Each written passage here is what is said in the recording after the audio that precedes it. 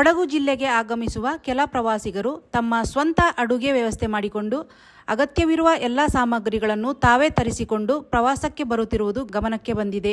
ಆದರೆ ಇಂತಹ ಪ್ರವಾಸಿಗರಿಗೆ ಸೂಕ್ತ ಮೂಲಸೌಕರ್ಯಗಳ ಕೊರತೆಯಿಂದಾಗಿ ಅನಿವಾರ್ಯವಾಗಿ ರಸ್ತೆ ಬದಿಯಲ್ಲಿ, ಬಸ್ಸುಗಳ ನಡುವೆ ಅಥವಾ ಸಾರ್ವಜನಿಕ ಸ್ಥಳಗಳಲ್ಲಿ ಅಡುಗೆ ಮಾಡುವ ಪರಿಸ್ಥಿತಿ ನಿರ್ಮಾಣವಾಗಿದೆ.